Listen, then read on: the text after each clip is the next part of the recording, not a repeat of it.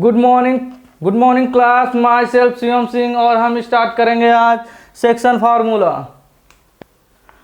इससे पहले हमने पढ़ा था अगर ट्रायंगल गिवन है, ट्रायंगल के वर्टिसेस गिवन हैं तो हम उसका एरिया कैसे निकालते हैं। अगर तीनों वर्टिसेस गिवन है ए बी सी और उसका कोऑर्डिनेट गिवन है तो हम एरिया कैसे निकालते हैं, उसका फार्मूला पढ़ा। उससे पहले पढ़ा कि अगर 2 पॉइंट गिवन है तो डिस्टेंस कैसे निकालते हैं।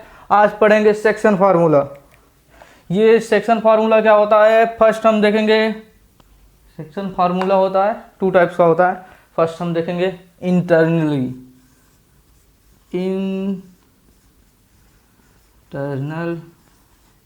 डिवीजन। इंटरनल डिवीजन 2 पॉइंट हमको पता है, पॉइंट ए पॉइंट बी अगर हमको गिवन है, ठीक।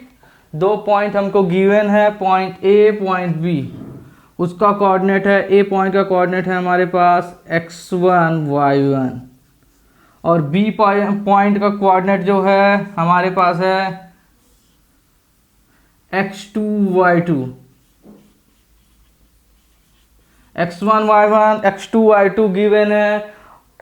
सेक्शन फार्मूला क्या होता है, अगर एक लाइन है, ठीक, ए से बी तक एक लाइन है और ए का कोऑर्डिनेट x1 y1 है, बी का कोऑर्डिनेट x2 y2 है और हमको पता है कि कोई पॉइंट यहाँ पे P, यहाँ पे कोई पॉइंट P है और ए बी लाइन है, जो ए बी लाइन है उसको m रेशियो n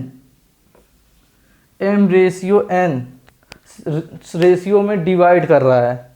मतलब यहाँ पे m है, m मीटर, यहाँ पे n मीटर, ठीक। यहाँ से यहाँ तक लेंथ कुछ भी है, यहाँ से यहाँ तक लेंथ कुछ भी है, लेकिन यहाँ से यहाँ तक की लेंथ और यहाँ से यहाँ तक की लेंथ का जो कि रेशियो करेंगे तो m रेशियो n आएगा, ठीक ठीक।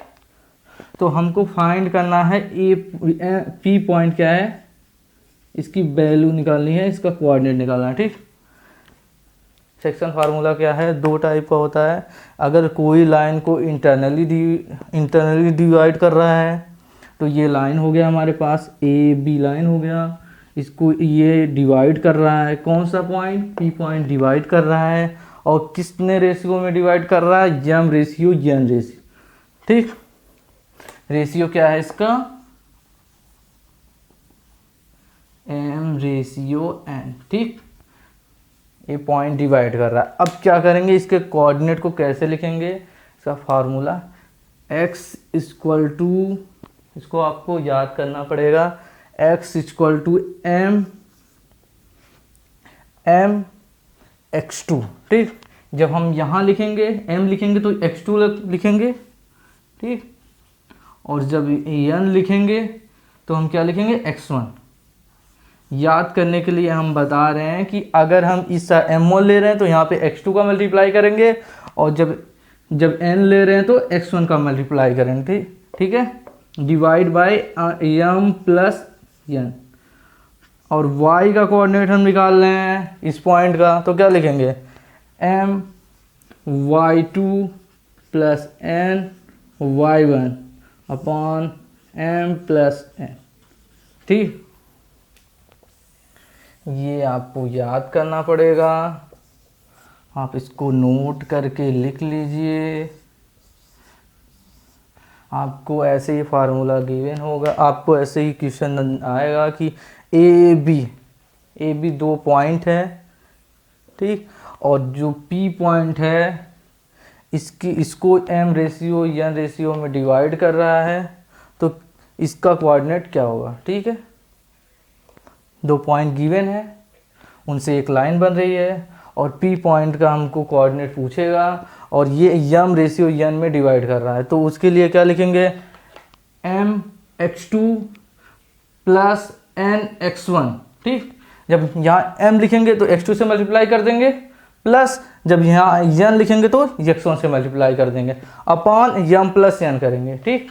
यही फार्मूला है, इसका कोई डेरिवेशन नहीं, इसको याद ही करना पड़ेगा आपको, ठीक। और y लिखेंगे तो क्या लिखेंगे, y2 m y2, ठीक, और n y1 अपॉन यम प्लस एन। ठीक, ये आपको याद करना पड़ेगा। आपको बस इतना समझना है कि इंटरनली अगर ये पॉइंट इसको डिवाइड कर रहा है ए बी लाइन को, तो उसके लिए यही फार्मूला है। और रेशियो हमको पता है, यम रेशियो एन। ठीक है, कोई लाइन हमको पता है, उसके दोनों कोऑर्डिनेट भी हमको पता है ए बी के।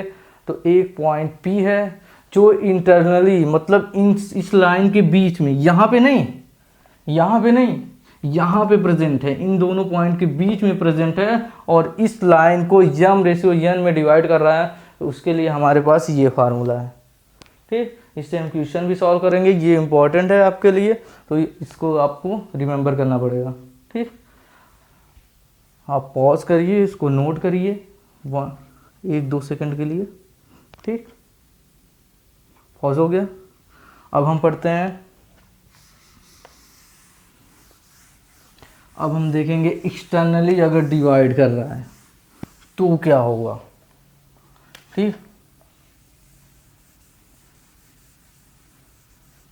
एक्सटर्नली अगर डिवाइड कर रहा है तो क्या होगा, एक्सटर्नली डिवीज़न। अब क्या है, फिर भी वही 2 पॉइंट गिवन है, ए पॉइंट बी पॉइंट। ये हो गया x1 y1 और बी पॉइंट हो गया हमारा x2 y2। अब हमको एक पॉइंट गिवन है P जो इंटरनली डिवाइड नहीं कर रहा है, यहाँ पे है या पॉइंट यहाँ पे है। ठीक, ये पॉइंट P यहाँ पे है x y। अब इसके कोऑर्डिनेट हमको फाइंड करने हैं। तो इस पॉइंट से यहाँ तक क्या है, डिस्टेंस है m, और यहाँ से यहाँ तक का डिस्टेंस क्या है n। ठीक, अब ये क्या कर रहा है, एक्सटर्नली डिवाइड कर रहा है, इंटरनली डिवीज़न नहीं है। तो इस हम रेशियो क्या है हमारे पास, यम रेशियो n में डिवाइड कर रहा है। ठीक, ए पी का जो लेंथ है m है और बी पी का लेंथ जो है n है, या उनका रेशियो यम रेशियो n है। ठीक, अब उसके लिए क्या फार्मूला है हमारे पास, यहाँ से देखते हैं, x लिखेंगे, m लिखेंगे, और जब यम लिखेंगे तो यहाँ पे लिखेंगे x2 minus n x1 upon m minus n। ठीक, फिर यहाँ पे y जब लिखेंगे तो M y2 minus n y1 upon minus M minus n। ये हमको फार्मूला याद करना पड़ेगा। 2 फार्मूले हैं, आप इसे नोट करके याद कर लीजिए। इंटरनली डिवाइड कर रहा है तो वहाँ पे प्लस था, जब एक्सटर्नली कर रहा है तो यहाँ पे माइनस हो गया। ठीक, आपको फार्मूला याद करना है, बस ये समझना है जब इंटरनली हो रहा था तो हमने यहाँ पे प्लस लिखा था, अभी एक्सटर्नली हो रहा तो माइनस लिखा है। ठीक, हमारे क्वेश्चन में आएगा कि एक लाइन है, उसके 2 कोऑर्डिनेट ए बी हैं और एक पॉइंट P है जो इसको इंटरनली डिवाइड कर रहा है या एक्सटर्नली डिवाइड कर रहा है। दोनों के लिए फार्मूला हमने लिख लिया है। ठीक, और उसका रेशियो गिवन रहेगा, दोनों उस पॉइंट का कोऑर्डिनेट निकालना रहेगा x एंड y। ठीक, आप इसको पॉज करिए, इसको नोट करिए, और समझने का तरीका ये है कि जब यम लिखेंगे तो x2 लिखेंगे, जब n लिखेंगे तो उससे x1 मल्टीप्लाई करेंगे, और नीचे में क्या लिखेंगे, m माइनस n। ठीक, जब यम लिखेंगे तो y2 लिखेंगे, जब n लिखेंगे तो y1 लिखेंगे, नीचे लिखेंगे m माइनस 1। इसका कोई डेरिवेशन नहीं है, इसको आप ऐसे ही याद कर सकते हैं। इसको याद करना पड़ेगा, क्वेश्चन में आगे ये काम देगा, ये इम्पोर्टेंट भी है। ठीक, आप इसको पॉज करिए और नोट करिए।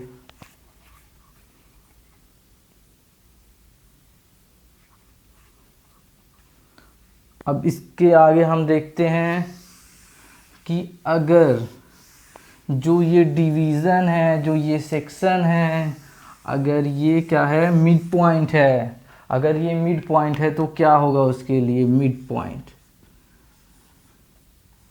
मिड पॉइंट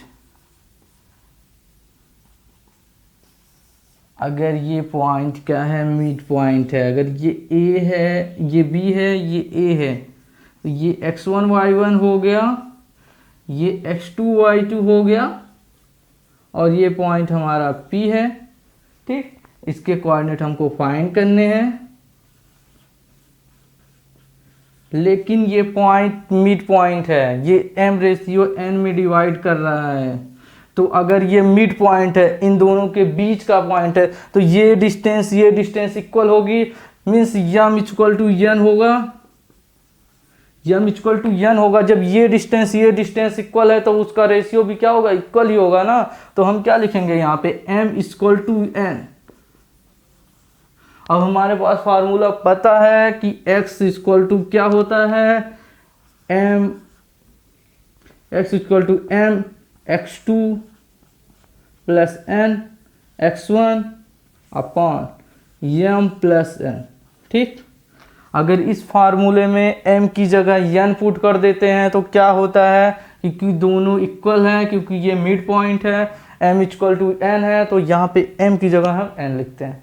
ठीक, तो ये हो जाएगा n x2 plus n x1। ठीक, यहाँ पे m की जगह भी n लिख लेंगे, n प्लस n। ये कितना हो गया, n यहाँ से कॉमन हो जाएगा। ठीक ठीक, n यहाँ से कॉमन हो गया, क्या हो जाएगा x1 plus x2 divide by n plus n, कितना हो जाएगा 2n। इसको कैंसिल कर देते हैं, या इसको आप नीचे भी लिख सकते हैं, इधर भी लिख लीजिए। n का n यहाँ से इन दोनों टर्म में n है, यहाँ भी n है, यहाँ भी n है, तो इसको हम बाहर ले सकते हैं। तो क्या हो जाएगा x2 plus x1 upon 2n n plus n। ठीक, n से n कैंसिल हो गया, तो हमारे पास जो कोऑर्डिनेट आया क्या आया, x2 प्लस x1 बाई 2। ठीक, अगर दो पॉइंट गिवन है तो जो उसका मिड पॉइंट होगा उसका कोऑर्डिनेट क्या होगा, x1 प्लस x2 बाई 2, ये x कोऑर्डिनेट होगा। और y कोऑर्डिनेट क्या होगा, y इक्वल टू भी हम वही फार्मूला लगाएंगे, my2 plus ny1 upon m plus n। ये मिड पॉइंट है तो m n इक्वल होंगे, या दोनों का रेशियो सेम है तो दोनों पॉइंट इक्वल ही होंगे, दोनों ये डिस्टेंस इक्वल होंगे, क्योंकि जब ए बी है, इसका ये मिड पॉइंट है, मिड पॉइंट का मतलब ये भी डिस्टेंस सेम, ये भी डिस्टेंस सेम, ये दोनों डिस्टेंस सेम हो जाएगी। ये एल है तो ये भी एल होगा, लेंथ सेम हो जाएगा। मिड पॉइंट का मतलब यही है कि ये बीच का पॉइंट है, मतलब इनको समान रेशियो में डिवाइड कर रहा है, 1:1 बोल सकते हैं। ठीक, दोनों ये डिस्टेंस सेम है, दोनों लेंथ सेम है, तो यहाँ पे क्या करेंगे, m की जगह n पुट कर देंगे। ठीक ठीक, m की जगह n पुट करिए या n की जगह m पुट करिए, मतलब वही है। यहाँ हो गया n प्लस n, फिर यहाँ भी कॉमन ले लेंगे तो y2 प्लस y1, और ये हो जाएगा 2n, n से n कैंसिल हो जाएगा, तो ये हो जाएगा y2 प्लस y1। यहाँ पे लिख लीजिए अच्छे से, y2 प्लस y1 अपॉन 2। ठीक है, अगर मिड पॉइंट का फार्मूला हमको निकालना है, दो पॉइंट गिवन है, तो उसके लिए आप यहाँ पे इसी चीज़ को अच्छे से नोट करके लिख लीजिए, एक नोट। ठीक ठीक, ठीक है ना, ठीक है ना, समझ में आया ना सब। अगर दो पॉइंट गिवन है तो मिड पॉइंट निकालना है। मिड पॉइंट का मतलब होता है ये डिस्टेंस सेम है, क्योंकि इस लेंथ को डिवाइड करेगा और समान लेंथ में डिवाइड करेगा, ये इक्वल। ठीक है, मिड पॉइंट का मतलब यही हुआ, तो m इक्वल टू n हुआ। तो हमारे पास सेक्शन फार्मूला पता है, तो यहाँ पे m की जगह पे n लिखेंगे और सॉल्व करेंगे, यही आएगा। ठीक, आपको वैसे ही समझना चाहिए। ठीक, ये हो गया x coordinate x1 plus x2,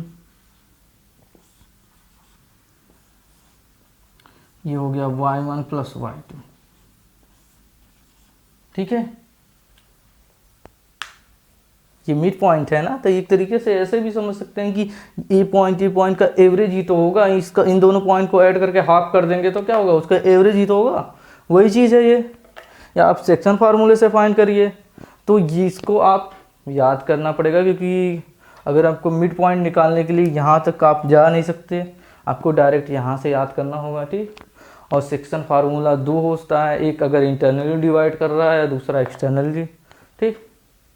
आपको 2 पॉइंट गिवन रहेगा, रेशियो भी गिवन रहेगा, आपको बस क्या करना पड़ेगा, इस पॉइंट का कोऑर्डिनेट निकालना पड़ेगा। आपको ये फार्मूला याद रहेगा, आप सीधे क्वेश्चन आएगा कि ये m रेशियो n में डिवाइड कर रहा है, तो यहाँ m n की वैल्यू आपको पता है, यहाँ पे रख देंगे। x2 x1 दी दिया रहेगा तो उसको भी रख देंगे, फिर सॉल्व करेंगे तो ये x कोऑर्डिनेट आ जाएगा, y कोऑर्डिनेट आ जाएगा, क्वेश्चन ऐसे ही बनेगा, ठीक।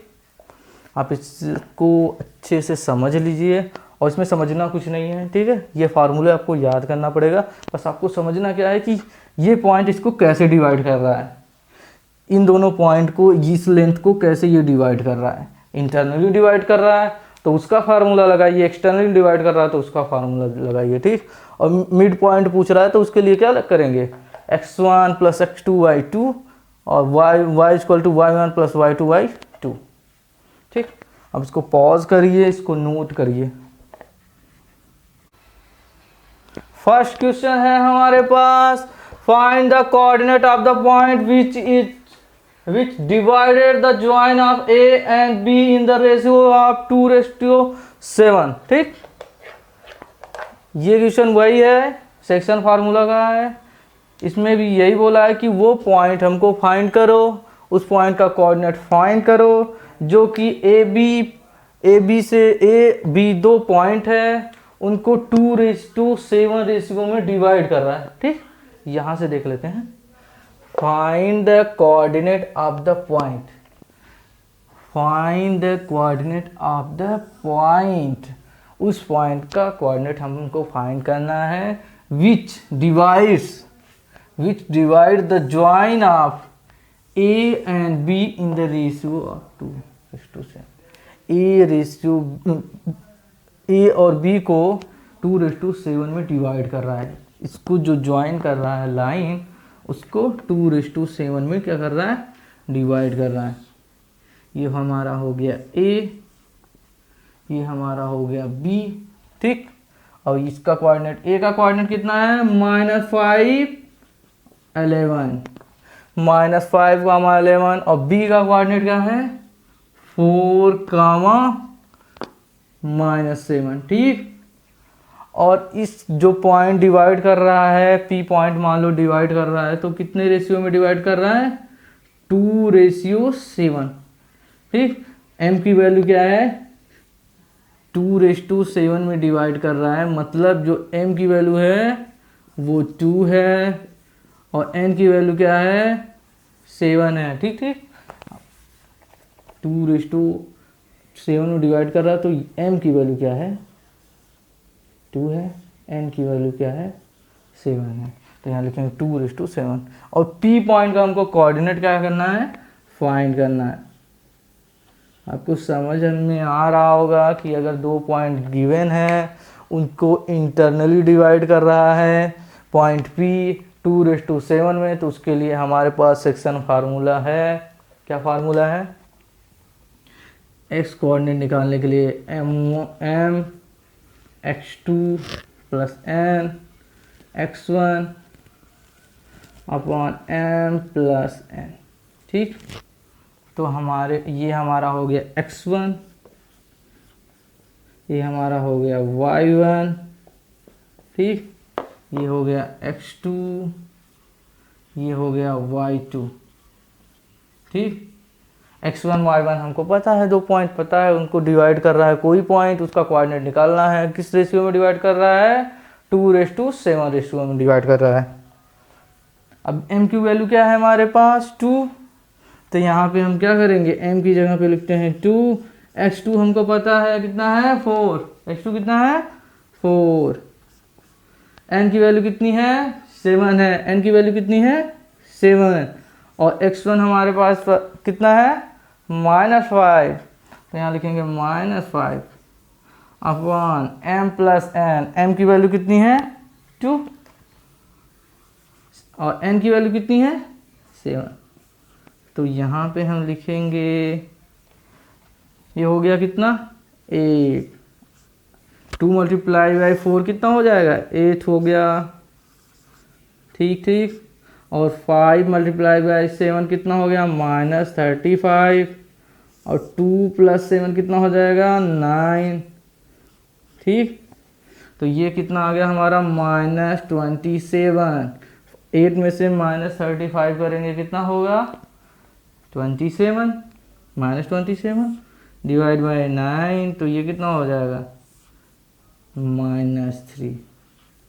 ठीक, तो x की वैल्यू आ गई कितनी, -3। इसको आप इस साइड लिख रहे हैं, यहाँ भी लिख सकते हैं, नीचे ही लिख देते हैं हम, आपको अच्छे से समझ में आ जाएगा। वैल्यू आ गई -3। ठीक, x की वैल्यू हमको पता चल गई -3। y की वैल्यू हम निकाल लेंगे, यहाँ पे लिख लो, यहाँ पे लिख लो, कहीं पे लिख लो, यहाँ पे लिख लेते हैं या तो यहीं पे लिख लेते हैं। y के लिए भी सेम कौन सा फार्मूला, सेम फार्मूला क्या है, my2 + ny1 divide by m + n। ठीक, m की वैल्यू क्या है, 2। m की वैल्यू क्या है, 2। m की वैल्यू 2 है। और y2 की वैल्यू क्या है, -7। y2 का है -7, तो यहाँ पे ला के रखिए -7 प्लस n की वैल्यू कितनी है, 7। n की वैल्यू कितनी है, 7। यहाँ पे दिख रहा है ना, ये n की वैल्यू 7 है, n की वैल्यू है 7। और y1 कितना है, y1 11 है। ठीक, अब m की वैल्यू कितनी है, 2। n की वैल्यू कितनी है, 7। तो यहाँ से हो जाएगा ये -40।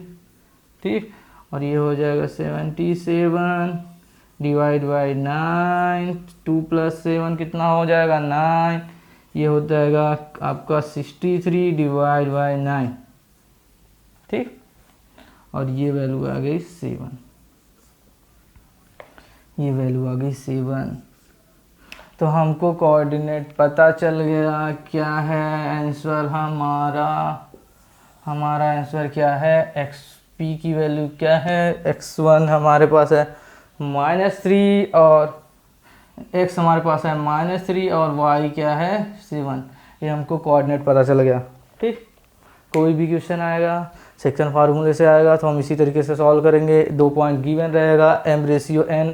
ठीक, m/n में डिवाइड कर रहा है तो p का कोऑर्डिनेट निकालना रहेगा। ठीक, अगर कभी कभी क्वेश्चन उल्टा आ गया कि a भी पता है, b भी पता है, p भी पता है, a पता है, b पता है, a पता है, b पता है और रेशियो नहीं पता है, रेशियो हमको गिवन नहीं है, रेशियो m/n गिवन ही नहीं है, ये कोऑर्डिनेट हमको गिवन है बस।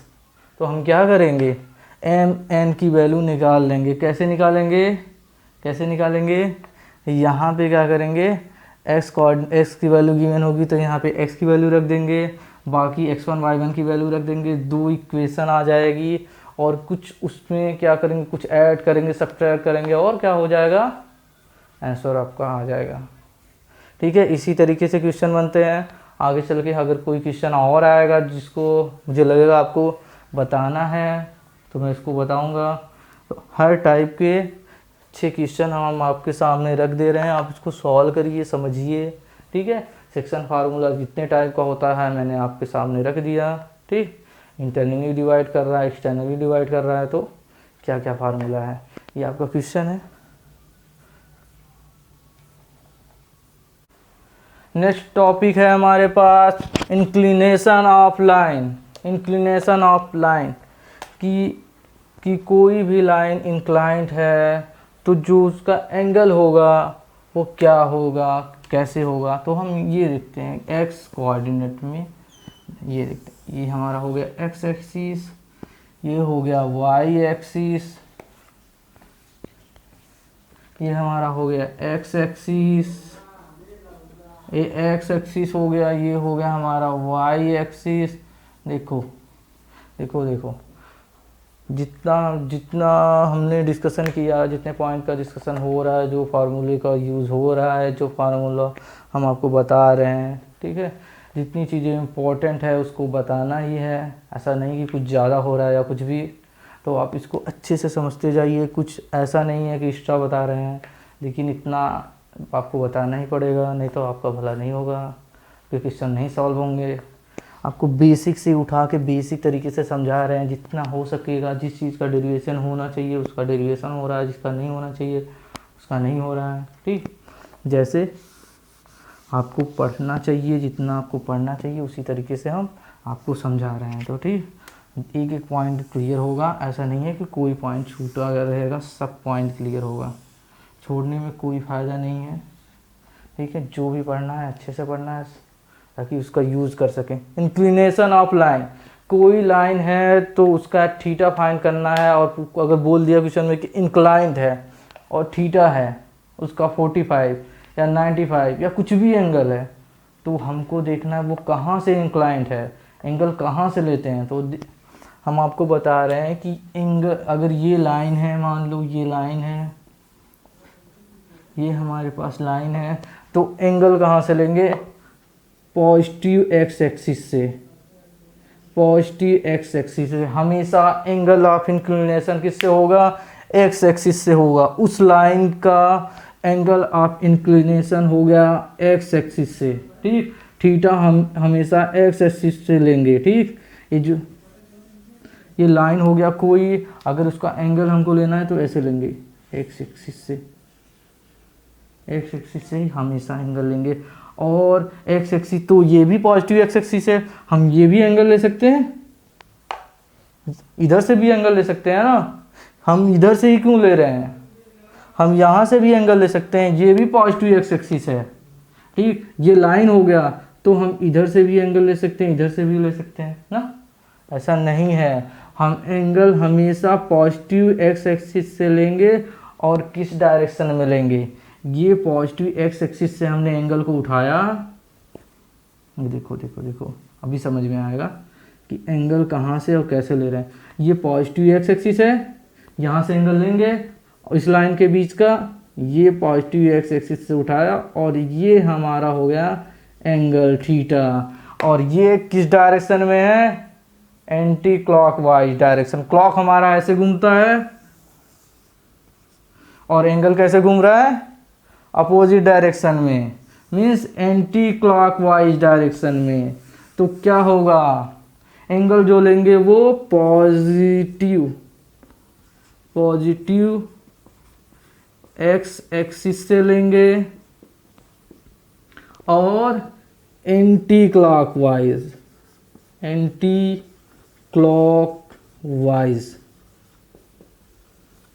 जो एंगल ऑफ इंक्लिनेशन होगा थीटा, वो पॉजिटिव एक्सिस से लिया जाएगा और एंटी क्लॉकवाइज लिया जाएगा। ये आपको ध्यान में रखना है, इसको आपको अच्छे से नोट करना पड़ेगा, समझना पड़ेगा कि एंगल ऑफ इंक्लिनेशन कहीं से भी नहीं ले सकते कि ये लाइन है, यहाँ पे लाइन है, कहीं से लेना है। हमेशा एक्स एक्सिस से लेंगे और एंटी क्लॉकवाइज डायरेक्शन में लेंगे। ठीक, तो एंगल ऑफ इंक्लिनेशन किससे लेना है, पॉजिटिव एक्स एक्सिस से और एंटी क्लॉकवाइज डायरेक्शन में। ठीक, अगर यहाँ पे है, यहाँ पे नहीं लेना है। हमेशा क्या करना है, आप इसको याद रखेंगे तो आपको कोई प्रॉब्लम नहीं होगी। ठीक ठीक ठीक, और 2 पॉइंट और भी है, उसको भी आप नोट कर लीजिए। फर्स्ट पॉइंट, अगर लाइन जो है वो पैरेलल है, ये पैरेलल का ऐसे लिखते हैं, पैरेलल शॉर्ट फॉर्म में। अगर लाइन पैरेलल है एक्स एक्सिस से तो थीटा क्या होगा हमारा, 0 0 0। जो थीटा होगा वो क्या होगा हमारा, 0 होगा। थीटा हो हमारा क्या होगा, 0 होगा। और सेकेंड पॉइंट क्या है, लाइन अगर पैरेलल है वाई एक्सिस से तो क्या होगा, थीटा हमारा, ये हम रटवा नहीं रहे हैं आपको कि आपको रट्टा मारना, आपको समझना है कि एंगल जब भी लेंगे तो पॉजिटिव एक्स एक्सिस से लेंगे और किस डायरेक्शन में लेंगे, एंटी क्लॉकवाइज। ये हो गया फर्स्ट, ये पॉइंट हो गया, इसको याद रखना है। एंगल ऑफ इंक्लिनेशन जो भी होता है वो पॉजिटिव एक्स एक्सिस से, ये पॉजिटिव एक्स एक्सिस है उस वहाँ से उठाएंगे, ये एक्स एक्सिस हो गया पॉजिटिव एक्स एक्सिस, वहाँ से उठाएंगे और उस लाइन पे ये एंटी क्लॉकवाइज, ये हो गया हमारा थीटा। ठीक, यहाँ से उठा के यहाँ नहीं करना है, नहीं तो रॉन्ग हो जाएगी, क्योंकि यहाँ से लेंगे तो क्या हो गया, ये क्लॉकवाइज हो गया, ये हमारा क्लॉक है, क्लॉकवाइज हो जाएगा, ये है एंटी क्लॉकवाइज, तो एंटी क्लॉकवाइज हमको लेना है। ठीक, और फर्स्ट पॉइंट क्या है, line parallel to X axis, तो थीटा कैसे ज़ीरो होगा, अगर line parallel to X axis है, मान लो ये लाइन है, अब अगर ये लाइन इससे पैरेलल ही है तो इससे क्या कौन सा थीटा बनाएगा भाई, इससे कौन सा थीटा बनाएगा, इससे थीटा नहीं बनाएगा। अब इस एक्सिस से हम इसको कैसे थीटा बना सकते हैं, इस एक्सिस से ले जाओ ना एंटी क्लॉकवाइज, क्या बनाया, कुछ नहीं, कुछ नहीं बना ना। दो लाइन अगर आपस में पैरेलल हैं तो क्या होगा, और उसी लाइन से हमको थीटा भी लेना है तो क्या होगा, थीटा ज़ीरो होगा ना। अब यहाँ से अगर ये लाइन है और इस लाइन ये एक्स एक्सिस है, इसकी अगर हमको कोई पैरेलल लाइन खींच दी है, ठीक, बोला है कि line parallel to X axis, अब थीटा लीजिए, कोई थीटा कुछ भी नहीं आएगा, कुछ भी नहीं आएगा, पैरेलल है मतलब, पैरेलल है मतलब उसी लाइन पे है, पैरेलल है मतलब उसी लाइन पे है, ठीक है, पैरेलल है मतलब उसी लाइन पे है, तो थीटा क्या हो जाएगा, ज़ीरो। और वाई लाइन पैरेलल है वाई एक्सिस के, तो ये हो गया हमारा वाई एक्सिस, इसके पैरेलल लाइन हो गया ये। ठीक, अब क्या हो गया, अब इसी यहाँ से हम ले रहे हैं एंगल, ये एंटी क्लॉकवाइज, अब ये क्या 90 बना रहा है, बना रहा है ना 90, ये परपेंडिकुलर हुआ ना, तो 90 बना रहा है, तो इसका मतलब क्या है कि अगर वाई एक्सिस के पैरेलल है तो क्या होगा, एंगल ऑफ इंक्लिनेशन क्या होगा, 90 होगा। 1 2 3 पॉइंट हो गया, आप इसको समझ लीजिए। और एंगल ऑफ इंक्लिनेशन हमेशा पॉजिटिव एक्स एक्सिस से लिया जाता है और एंटी क्लॉकवाइज लिया जाता है। ठीक, अब एक्स एक्सिस से ही हम एंगल ले रहे हैं, तो अगर उसी के पैरेलल है मतलब उसी पे लाइन है, तो अगर इसी पे लाइन है तो एंगल तो बनने का सवाल ही नहीं पैदा होता, तो ये थीटा ज़ीरो हो जाएगा। ठीक, और लाइन अगर पैरेलल टू वाई एक्सिस है तो थीटा क्या हो जाएगा, 90, क्योंकि जब वाई एक्सिस के पैरेलल कोई भी लाइन है तो एक्स एक्सिस से क्या होगा, वो परपेंडिकुलर होगा, और परपेंडिकुलर जो होगा या नॉर्मल होगा उसके बीच का एंगल क्या होता है, 90, तो यहाँ थीटा हो गया 90। अब 3 पॉइंट को नोट कर लीजिए, ये हो गया एंगल ऑफ इंक्लिनेशन, आपको समझने के लिए है। अगर आपको थीटा कभी कभी गिवन होगा, फिर उससे स्लोप पूछेगा, कुछ भी पूछेगा, वो आगे का कॉन्सेप्ट है। आप बस यहाँ पे समझिए कि पॉजिटिव एक्सिस से ले रहे हैं और किस डायरेक्शन में ले रहे हैं, एंटी क्लॉकवाइज। और ये 3 पॉइंट आप नोट कर सकते हैं, इससे ज़्यादा नहीं। ठीक, पॉज करिए, नोट करिए।